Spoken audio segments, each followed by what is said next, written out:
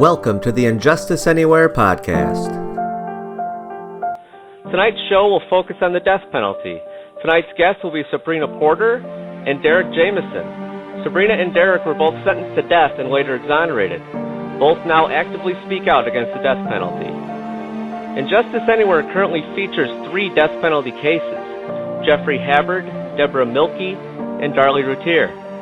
Thankfully, we have seen positive news in one of those cases. Deborah Milkey's case in Arizona was recently overturned, and she is currently awaiting a new trial. Injustice Anywhere currently supports a nationwide moratorium on capital punishment. There have simply been far too many cases of innocence highlighted in recent years to ignore. The fact is that any state that implements a death penalty will put innocent people to death. When factoring in human error, there's absolutely no way to avoid it. There have been a total of 1,375 executions in the United States from 1973 to the present day. In that time frame, there have been 144 death row exonerations. That alarming number of exonerations clearly shows that the system is flawed. 2 of those exonerated from death row are now here with us tonight. I'm hoping we can have a great conversation about their stories. I would like to now introduce our guests, Sabrina Porter and Derrick Jamison. Hi, Sabrina. Hello. Welcome to the show. No, thank you. Thanks for having me. Hi, Bruce. Hi, how are you, Derrick? I'm fine, Bruce. How you doing? Thank you for having me, too. Very happy to have you. Now, Sabrina, just to give our listeners a brief overview, you were arrested at age 17 when your 9-month-old son passed away. You were wrongfully charged with abuse due to bruises that were left from resuscitation efforts that were wrongly attributed to abuse. You were convicted and sentenced to death in 1990 and acquitted in 1995. Making you the 59th person to be exonerated from death row and the only woman to be exonerated in the United States. Do I have that information basically correct? Right. You have it correct, yes. Now, your story, I've been reading through it over the past week. It's just a tragic story, not only because you were wrongfully convicted, but also because it related to the death of your infant child. Right. Were you even able to grasp what was happening to you at that time after losing a child? Yeah, at the time, I did not have a clue as to what was going on with me because I was a teenager and really didn't understand. I just thought that, I really didn't understand. When I took him to the hospital and they couldn't revive him, that was one of the hardest things for me because they told me that there was nothing that they could do, and I couldn't believe them. I didn't really believe them. I thought they were lying to me, when they were telling me there was nothing they could do. So, I panicked. I really didn't know how to react to what was going on around me at that age. Did you even have time to grieve the loss, or were you immediately accused of the crime? I did not have time to grieve. I was arrested the next day. Once I went back up to the hospital to see what the autopsy report said, thinking that that's what I was supposed to do at that age. I didn't know that an autopsy report it takes a while to get the answer. So when I went to the hospital to see what the autopsy report said, the police detectives were there, and they wanted me to come back down for more questions. So I went back down to the police station, and that's when they started accusing me of beating my baby, stomping my baby, and they said I murdered him and did things to him. And I kept trying to tell them, that I did, and they didn't listen to nothing I was saying. They was balling up everything I said, and they threw it in the trash. So nothing I said, they used. And they interrogated me for some hours. I want to say about 3 to 4 hours after this happened to me. So now, were you given an attorney at that time? No, I wasn't. And I didn't understand my right. Being a teenager, absolutely. Well, you were 17 years old at the time. Right. Now, and see what they did? They waited till I turned 18. Now, you had a public defender? Yes, I did. It looks like your time frame here is 5 years, which is actually, I know it seemed like a lifetime for you probably, but it's a short time frame in comparison to some other cases that we've reviewed. What led to your exoneration, and how was it corrected? Was it corrected on direct appeal? Yes, it was. When my case went back to the Supreme Court, the Supreme Court overturned my sentence in 92. I was taken off of death row and sent back to the county jail, but I had to sit in the county jail another 3 years. So I did a total of 6.5 years of incarceration before my case went back to court. in the lower So there was court. still another 3 years of waiting after the Supreme Court overturned your verdict. Right. Right. Now, can you describe the situation you were thrown in when you were sent to death row? I read a little bit about your case, but to me it's just shocking what you were put through for somebody who was 100% innocent. Well, to be put in that situation that young, I was shackled from my waist to my ankles, and I was taken to the intake center in Rankin County, where they strip you of all your clothes, and they put bug spray in my hair, and they made me walk from intake to maximum security with an officer, and that was one of the scariest things for me because he was telling me that I would die there and I would never get out. And when I got to maximum security, I was put in a 6x9 cell where I spent 23 hours a day locked up in 1 hour yard call. And some days I would get ants on my tray and I had rats in my cell. And it was really hard for me. It was really hard. One of our current cases is the Jeffrey Habbard case in Mississippi, and he currently sits on death row. And so we hear a lot of the stories from him as well. It's a horrible situation for anybody, but if you're innocent on death row, I can't imagine that feeling. Well, it's difficult, especially when no one's there to tell you you're right and what it is that you're supposed to do. So when my death date came, I was not told that, the state had to exhaust all state remedies before they put you to death. So I didn't know. So I paced the floor that day.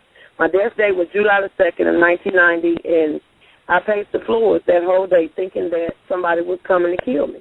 And that's the harshest thing that can be put on one human being. I just think that the death penalty is not a deterrent for crime. People are still committing crimes. It does not control the population, as you can say. I just think that it's not what God wants. I think that it should be abolished. And I'm here today to speak for Jeff and Miss Michelle in the hopes people that are listening would really look at this and know that the system is flawed and it needs to be redone. Have you received any compensation from the state of Mississippi? Well, in 2009, the state of Mississippi passed a law for exonerees to receive compensation for wrongful conviction. My case was filed, and I received my compensation in 2011. And then just as we speak yesterday, my case was expunged just yesterday. Congratulations on getting your case expunged. I would like to discuss your life as an exoneree, but first I'd like to inform our listeners about Derrick's case. Derrick, you were 24 years old when convicted. You spent nearly 20 years on Ohio's death row for a murder and robbery you did not commit. An eyewitness to the killing identified two men, and you were neither of those two men. The information was withheld from the defense, and your co-defendant was promised a reduced sentence in exchange for implicating you. Misconduct and false testimony landed you on death row in 1985. You were finally exonerated in 2005. Do I have that information correct? Yes, sir. I read a few details of your case. You suffered greatly while in prison. Can you tell our listeners what life was like on death row and how you were able to cope with facing death on 6 different occasions, only to find out last minute that you were given a stay of execution? The experience that I had on Ohio's death row was hell. It was pure hell, man. Like in the state of Ohio, we had 53 executions right now, and we the only state that have execution dates all the way up to the year 2017. And that's why I speak out against this, because I watch my friends get taken out of their cells and murdered, state-sanctioned murders. And it breaks my heart, like the first day I arrived on death row, I was 24 years old.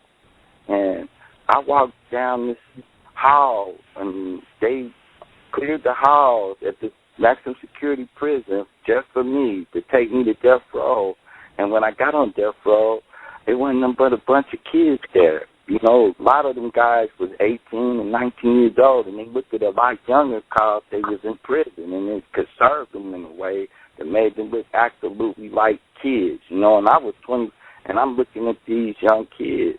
And, over the year, I watched these young men become grown, healthy young men, and taken out of their cells and murdered. Since 1999, the state of Ohio has executed 53 people. And before 1999, the state of Ohio hadn't executed nobody since 1963. And a young man by the name of Wilford Berry in 1999 volunteered to be executed. And it unleashed an evil force across the state of Ohio that is still happening to this day. We got an execution plan next week, and I know this young man.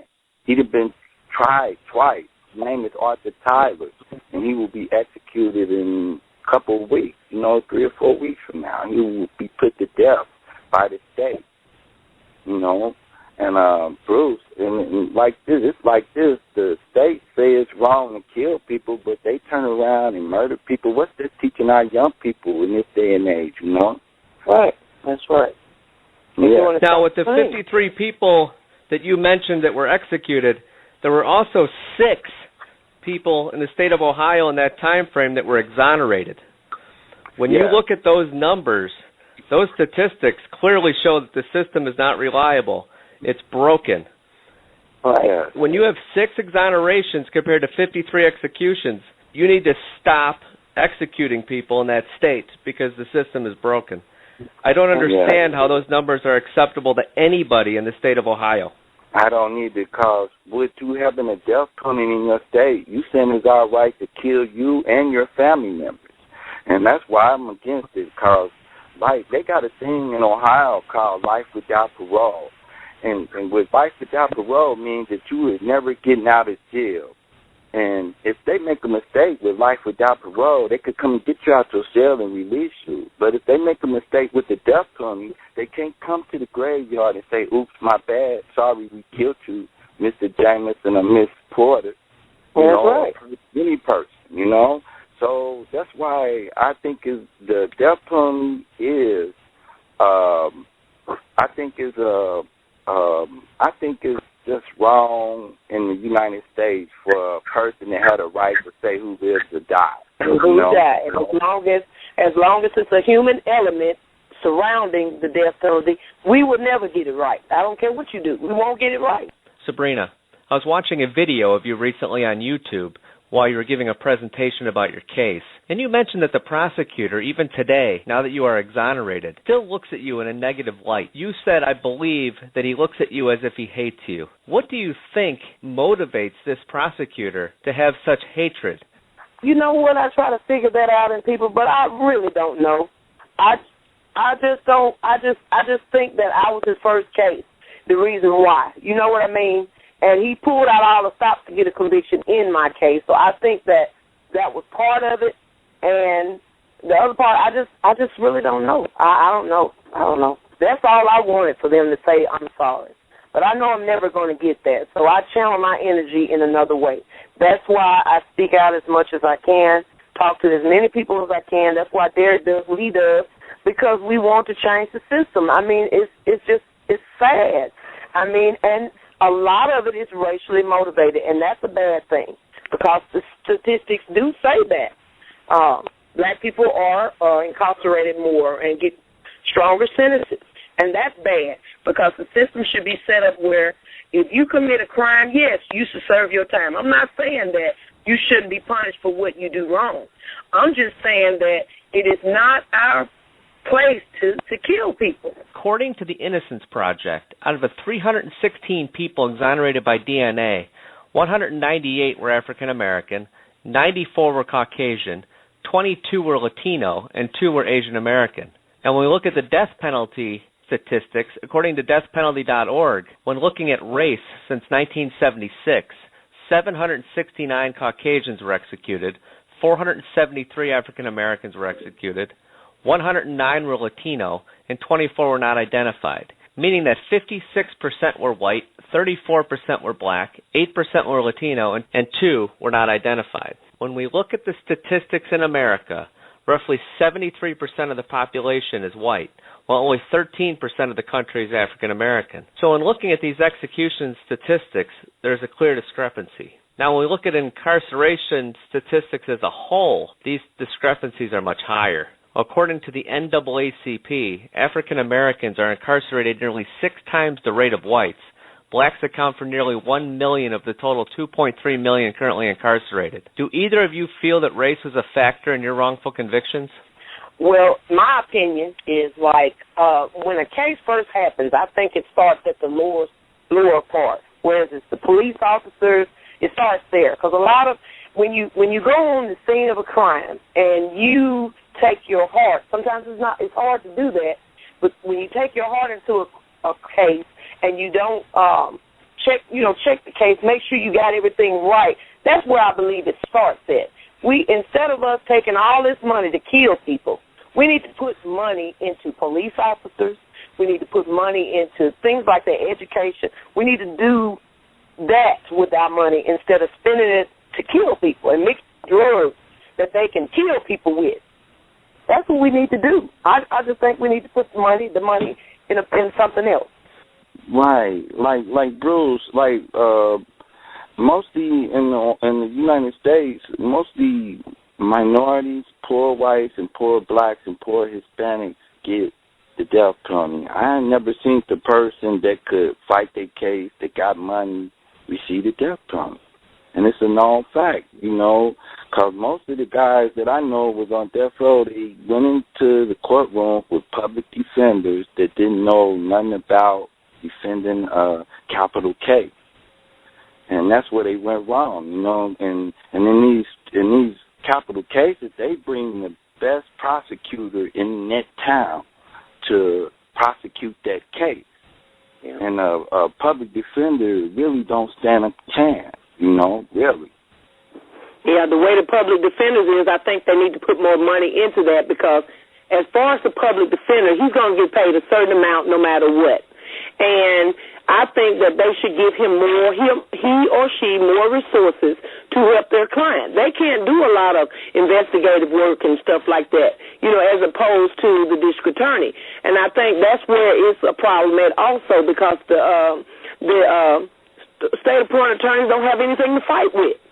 And then, like I say, some of them have a huge caseload, and when they get the cases, be thrown in their lap. Like my attorneys, for instance, I didn't see them until 2 days before the trial. Now, don't you think if I'm on trial for my life or they charging you with capital murder, you should at least have an attorney that can come to you every day if need be to talk to you from what you're being accused of. Absolutely. And that's sad because all I was told to do was sit and look at the jury. That's all I was told to do. And sadly, the defense that you need often doesn't show up until you're on appeal and after you've spent many years in prison, because once you get that conviction, it's an uphill battle that very few are able to overcome. I mean, a conviction in this country is written in stone. It's very rare and very difficult to overturn a wrongful conviction. But sadly, for people that can't afford an attorney, they don't get the defense they need until their appeals. Because people show up on appeal because for some reason the case becomes more appetizing to an attorney to do a pro bono case on appeal. You don't see that on the first trial. Some of these trials last one day, and somebody's thrown in prison for 10 years before the proper attorney shows up to correct their problem. I think it's a huge issue in this country. We really do, especially for death penalty cases. You need proper representation in the courtroom. And did either one of you get proper representation at all when it came to your defense trial? Well, I got it except when my case was overturned.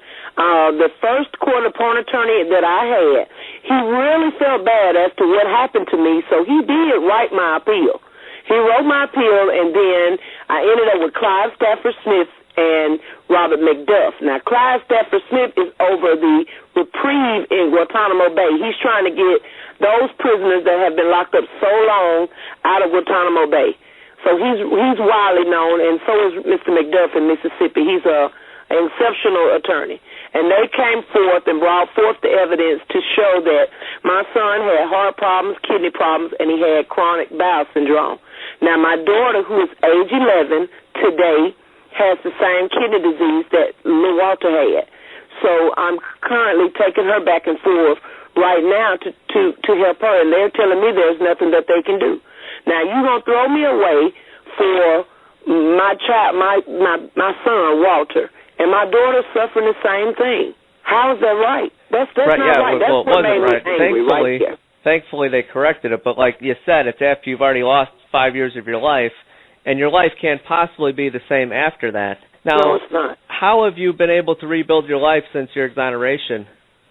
Well, what I've done is I did write a book, and the reason that I wrote a book is I wanted to basically use it as a teaching tool to help those that young, that probably, would go through or have or kind of experiencing some of the same things I did as a child growing up. So I thought maybe it would help, somebody else so that they wouldn't be put in the same situation that I was in. And I do the speaking engagements to help heal myself because, it enlightens me and it makes me stronger as to what I need to do. And I feel like this is what God wants me to do. I married a correctional officer, and I've been married 18 years now.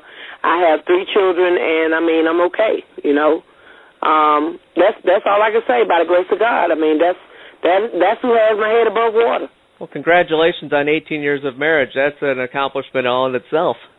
Thank you. Now, your book was titled Exonerated, the Sabrina Butler story. Is that available online for our listeners to go purchase? Yes, if you go to www.sabrinabutler.webs.com, all lowercase, and you will find my book there. Excellent. I'll put a link to that on the Injustice-Anywhere website also, so our listeners can find it there as well. Thank you. Now, Derrick, how were you able to rebuild your life after you were exonerated? Did you have support when you were released? No, I still don't have support, but I've been speaking all over the world. They brought me to Italy a few years ago to honor me for what I do around the United States. And, I've just been trying to stay busy, and I've been talking to law schools and college after college, and, I love doing this so I could get this information out about the death penalty that people need to know. And people want to know, and a lot of people get angry when they find out what people like me and Sabrina have experienced. It's really upsetting to hear our story because people don't know that this goes on in the United States. But I lost 53 people, 53 of my friends, Bruce.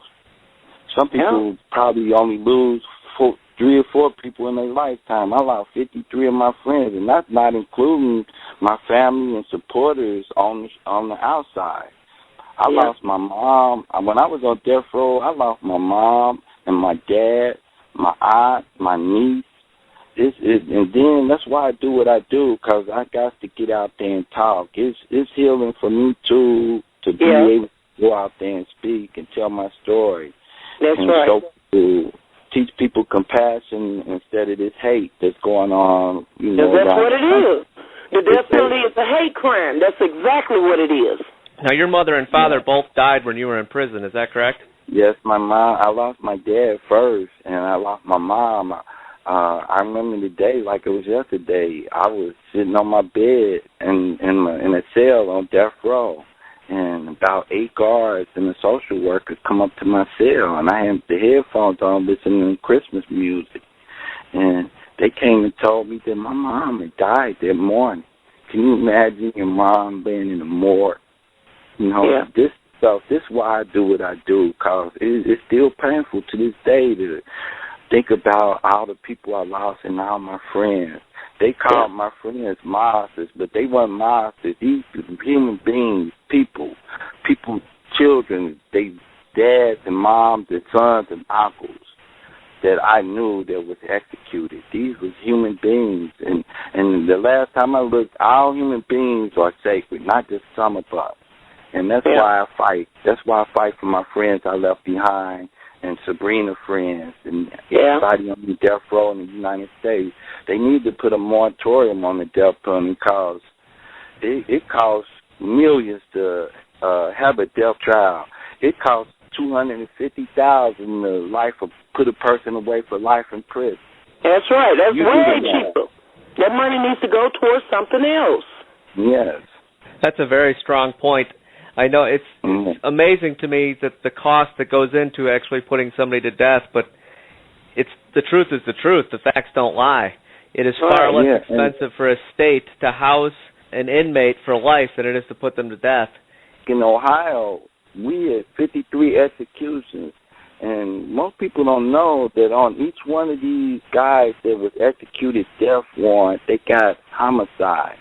Yeah, you so that's state-sanctioned murder. Yeah. You understand that?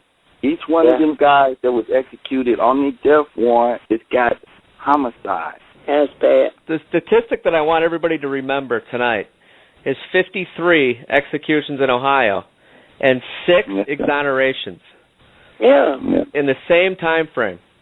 Those calculations are impossible to ignore. You cannot have that many errors. That state wanted to put to death those 6 people, and they would have done so the second they got the green light. They would have put those 6 people to death if those convictions were not corrected. And Derrick, you were one of those people. Yeah. I had 6 days, Bruce. 6 days of executions in the state of Ohio. Now, I did read that at one point you came within 1 hour of being executed. Can you detail that a little bit for us? We was on lockdown at the time, and I was waiting on my stay, and I didn't know I had a stay. But until that final hour, they brought that paper to me that saying that I had a stay, you know. Because me and a friend of mine by the name of John Bird, we was the last 2 to get our stay. But it was 8 of us at the time from my same county, Hamilton County. It was 8 of us. And I'm the only one alive to this day. Out of them 8, I'm the only one still alive. And I remember all of us were sitting on pins and needles waiting to get a stay from the government. And we was on lockdown at the time because it was a maximum security for prison. I think somebody had been stabbed or murdered or something, and they just locked the whole prison down, even death row, even though we locked down already 23 hours a day.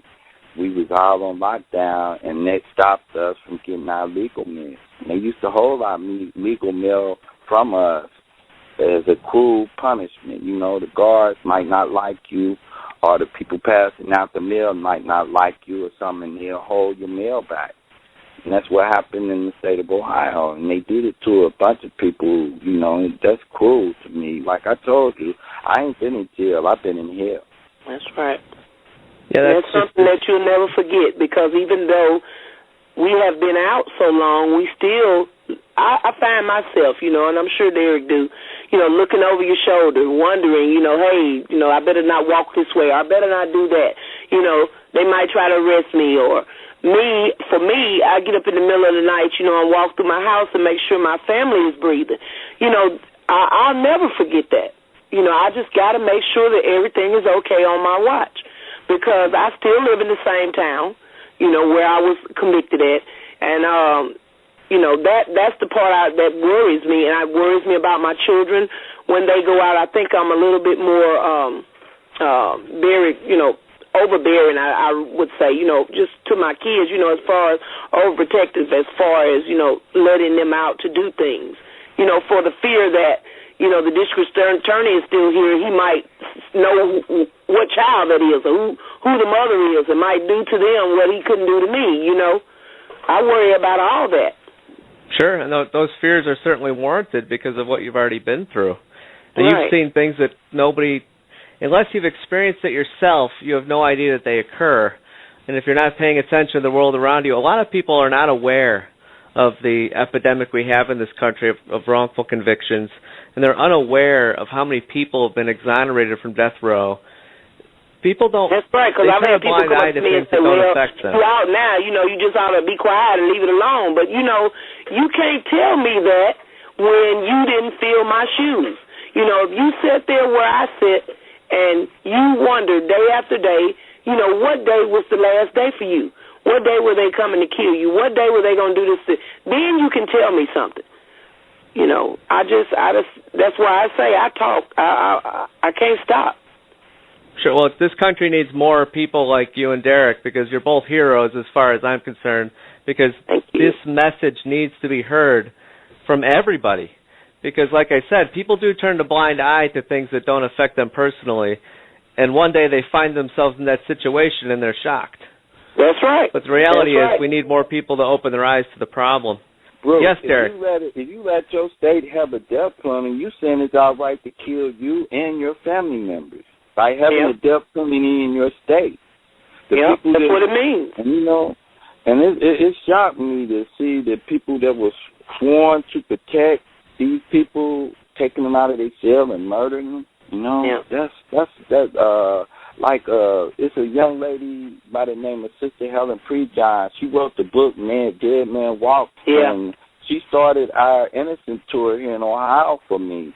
And she told the story about one of my best friends that I had never heard before. She told the day about when Lewis Williams, the day he was being executed.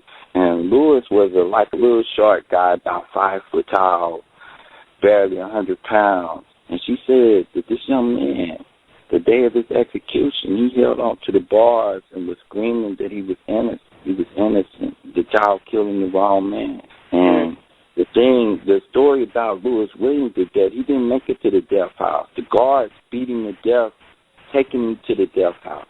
When they said Lewis Williams on the gurney to be executed, he was already dead. And Sister Helen tell this story and she speak all over the world. And that's my friend. And, I just left New Orleans about a year ago. I stayed in New Orleans for 2 years. And I felt in Ohio I didn't have the right people fighting with me. They weren't fighting the way I wanted to fight. I wanted to fight all the time because I witnessed all my friends get murdered. They called my friends mobsters and the worst of the worst, but these were my friends. And under God's eyes, all people should be loved, Yeah. People gonna make mistakes in life, but they pay with the ultimate price for their mistakes. And I don't think nobody should have to pay the ultimate price for death. That's why I tell people we should have life without parole in the United States. That way, if you make a mistake, you could go get this person, this man or woman out of their jail cell and free them. But if you make a mistake with the death penalty, you can't go dig up a person and say, I forgot. Oh, I'm sorry. I know you didn't do it. Yeah. And think about the families. Our families became victims by what they did to us. They made me and Sabrina family victims. They did. Your stories of both of you are very compelling arguments to end the death penalty. So it's very important that you're both speaking out. Now, speaking of that, both of you have speaking engagements for an organization called Witness to Innocence. That website can be found at witnesstoinnocence.org. Can both of you tell us a little bit about that organization and how you got involved with that organization, and also how people can request a speaking engagement with you? Okay. Well, Witness to Innocence is an organization for a death row exonerees, and then it's located in Philadelphia, Pennsylvania. And people could locate Witness to Innocence at 1501 Cherry Street in Philadelphia, Pennsylvania, zip code 19102. And I wish people could help us fight this cause, we got to stop this killing, all our family members and friends around us, people around us that we love and cherish, all of their lives are at risk with them having a death penalty on the books in the United States. We need to get what Witness to Innocence does is they can go to witnesstoinnocence.org and donate to us, because what they do is they send us out all over the world to talk to law schools, colleges, churches, just wherever we can speak, to get the message across, to educate people about the death penalty.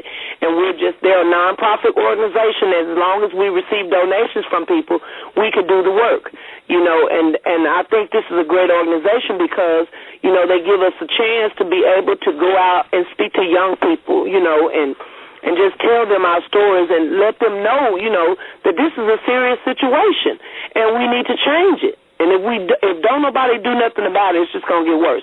Like I said earlier about Texas, don't leave them out. I mean, what do they have, 200 and something killing people they haven't put to death already? That's horrible. That's deplorable. I couldn't imagine so many people, they just killing them. And that's wrong. States are certainly more active with the death penalty than others. some states like Arizona and California, they had the death penalty on their books, but they don't use it. The states like Texas and Mississippi, they'll line them up as fast as they can. So there's certainly states that need a lot more attention than others, but every state that has the death penalty currently active needs attention. But, boy, when you mention Texas, it's one of those states that needs a lot of attention. And Ohio, it's amazing to me how quickly they can line them up there. A lot of attention too. Yes, state of Ohio too. It's bad. Absolutely. Here, you know? So once again, everybody needs to go to witnesstoinnocence.org. That's witnesstoinnocence.org. And if you have an organization or an event, request a speaking engagement with one of the members there, because it's a very important cause. They need your support. I know Kirk Bloodsworth is part of that group, and he was the first man to be exonerated based on DNA evidence. His story is just remarkable, and he's a great guy. So that group really needs to be supported, and I'm really happy that both of you are part of that organization. Thank you. Thank you. We actually have a call on hold here. I think we have a question, so I'm going to take this call if both of you are okay with that. Okay. It's a 901 area code. You're on the air. Hey, I'm calling from Memphis. I have, first of all, I'm very, very happy and pleased for y'all. My question is, well, I have two. Do you feel differently now about the death penalty or the criminal justice system?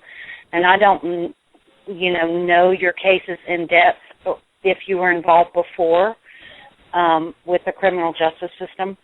So my question is, do you feel differently about it now than you did before?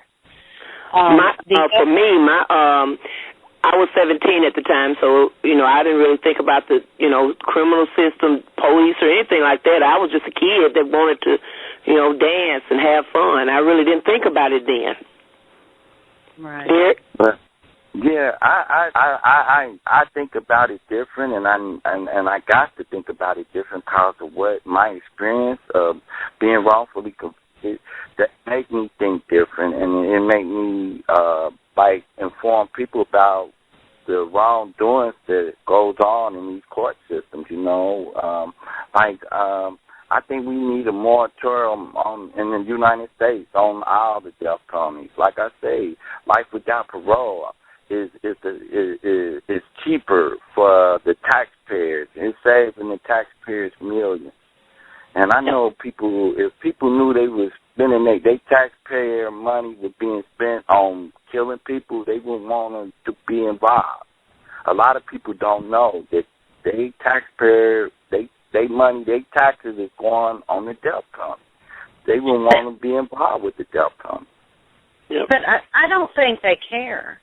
And I'm an advocate, and I've never been involved in the prison system. Right. But I'm an advocate, and I that follows up on my next question: is are we making a difference? When y'all were sitting there on death row in prison, and people like me were out here screaming for you, did you care? Did it even make a difference? And how do we convince the general public, the hang 'em high public, that this needs to end now? The only thing I can say to that is we just have to keep doing it, ma'am. We just have to keep doing it. I mean, Jesus came here and he talked and he talked and he talked. He didn't stop talking. They did what they did to him, but he didn't stop talking. So I just think that, I care about the people like you guys that spoke for us, because if it wasn't for you guys speaking out, I wouldn't be here talking to you today. It was you, people like you, who brought us out. You spoke up, and that's what gave me my life back. That what gave me the chance to say, for somebody to look at it and say, okay, I need to go back in and I need to look at this case, because something is deadly wrong. They got this person on death row. You know what I'm saying? If we don't do anything, if we stop talking, I think that's the worst thing that we could do. By you speaking like you did, that's what saved us. And I commend you for that. I commend you for what you do. I'm so happy that we got people like you that will stand up and speak for us. Because behind those bars, you don't have a voice. You don't have a voice. Yeah, but you're a rare case because we see them killing them every single frickin' I know month. it. I know it. Yeah, Don't get distressed by it. Just stay strong and continue. All we can do is just keep talking. That's all we can do. That's all I know to do. And eventually somebody somewhere is going to hear us. Yeah. Thank you. Thank you very much. And I'd like to thank you too, ma'am, for what you do, because I appreciate it, and the people around me and other organizations that's out here fighting, they appreciate it. And thank you so much for caring. Yeah. And, you know, death is never good. We need to stop this killing, because, like, you know, Jesus Christ was executed, man. Yeah, he was. Well, why would we want to kill people? We know, execute people, young men and women. And most of them come from poor backgrounds and poor families. They couldn't defend themselves. And, you know, that's horrible, you know. And, you know, this like, they say the death penalty ain't never been a deterrent. Back in the day when they was lynching people used to come out, bring the kids out with the picnic baskets and watch them kill the bad men, and they were killing innocent people then. Yeah. You know, they just like on my car, I wear, on the back of my car it says, Jesus meant love your neighbors. I don't think he meant kill them. So that's what I got on the back of my car. And people be honking their horn when they see that, you know. And I also got death penalties of hate crime. So, I mean, we just have to do little things. Anything helps. Anything. Now, when you both go out on your speaking engagements, when you both go out to speak to the public, are you greeted by a majority of people that are positive, or do you still have to deal with certain people that are negative towards your case, your mission, and your message? I've been blessed to meet positive people that's trying to make an impact on stopping this killing in the United States. So I've been meeting positive, compassionate people. Yeah, I have too. I've met really nice people. I have. Yeah. Mm-hmm. For me, I believe that most of the country, I think that most of us are good people, and I think that if people actually stop and hear the message, they'll absorb it and they'll understand it. I just think the challenge is to get people to stop and listen. I think sometimes they're more interested on the photo that shows up on Instagram about somebody's dog that can jump through a hula hoop than it is about real life problems in this country. And we can joke about it, but Americans are easily distracted. That's right. And I think we spend an awful lot of time watching Dancing with the Stars, and we don't stop and look at real life, you know, a little bit more closely and a little bit more often. I think that's our challenge, to get people to actually stop and listen. Yeah, you're right. If everybody saw these guys, met these guys that was executed in the state of Ohio, if they would have saw what I saw and met these young men as kids, teenagers in their early 20s, and they would have loved these guys, man. They weren't real bad guys. They was like guys that made mistakes, and they paid the ultimate price, death. And I don't think they should have paid death. I wish God life without parole. You know, I wish the United States changed the death penalty to life without parole, because, as you know, a person with life without parole will never see the streets again. And it will save the taxpayers millions of dollars. And it'll quit all this agony and all this hate. Like Sabrina Butler said, it's a hate crime, you know. It is.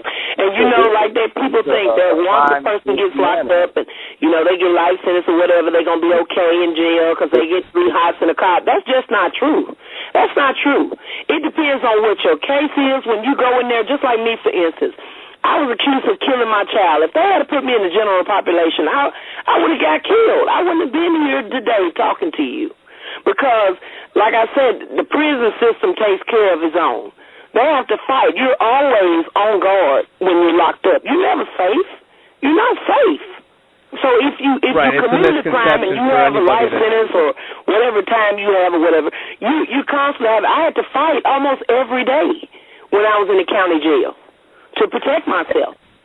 And Bruce, another thing, these people that did this to me and Sabrina and the other 144 death row exonerees in the United States, they need to be held accountable for that, you know?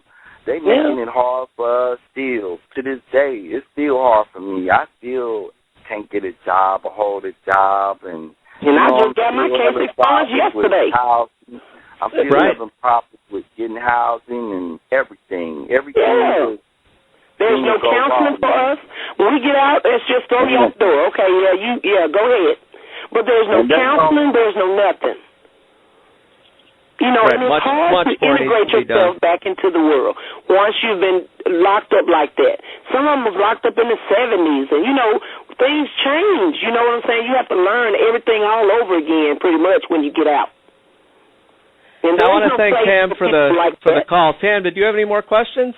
About 1 million. You have 1 million more? Well, we might not have quite enough time for 1 million, but if you have another question, that would be great. No, I'm fine. I just want to let you know that there are people fighting hard, you know, that they have never been involved, you know, in the criminal justice system, but, you know, it's just atrocious, and we agree, you know, but we look like raving lunatics, you know, when we're out here. I don't say that. I don't think you are. I just think you got a passion. And, I mean, I think it's a fire under your feet, and you just do what it takes. And, I mean, there's fire under my feet, and I'm right there with you. And I just want to say God bless you for that. Okay. Well, I ain't going to shut up, so here we go. Thank you, ma'am. Thank you very much for the call. Thank you. I appreciate it. Thank you. Thank you. Now, that was Tam Alex. She's actually an advocate for one of our featured cases, the Jamie Snow case. He's currently serving life without parole here in my state of Illinois. That's another case that needs a lot of attention, and that's freejamiesnow.com. Okay. We have another call on hold, so I'd like to take that call as well. We have a 920 area code. You're on the air. Do you have a question? Hi, it's Lori. Hello, Lori. Hi. Hi, Lori. Hi, Miss Sabrina. Hey, how you doing? All right. Hi, Mr. Derrick. I watched a video of you to check you out the other day when I found you were going to be on the show. I just wanted to say that I'm screaming as loud as I can, and the biggest hurdle I have to overcome is that people believe that it's cheaper to execute someone than it is to keep them in for life without parole. Yeah. I have a terrible time with that. People don't believe me. And that is so far from the truth. It is so far from the truth. I know. That penalty is expensive. It's expensive. Yeah, well, I have to explain to them the high cost of appeals, you know, yada, yada. But I just wanted to thank you guys for coming on and talking to us, because we really needed to hear you. Thank you. We really needed to hear you. And I'm so glad that you're with us. Well, you know, I appreciate you too, because like I said, Jeff and Michelle Byron and Jeff Harwood, they really need somebody to come and step in for their cases. I mean, it's just sad how they just willing to kill these people just like that. I mean, it's easy for them to throw you in jail and say, okay, I'm going to kill you. And when you got the evidence to show that you didn't commit no crime, I mean, I don't understand that. I really don't. Well, I didn't call to talk about Jeff, but I do want to say that they're saying that he's proving his innocence too late, and that in the interest of justice, he needs to die. How can you prove to live too late? That doesn't make any sense to me. He's still breathing. That's what I'm saying. I mean, why do you got to prove to live? That's crazy. Right. It is absolutely crazy. But I just wanted to thank you both and tell you that your testimonies mean so much to the people that are on death row, that are innocent or not. Yeah.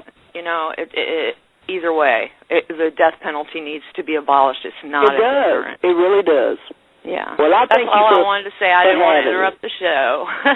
Okay. Yeah, thank you, and continue to fight with us. And like I say, the death penalty is a human rights violation.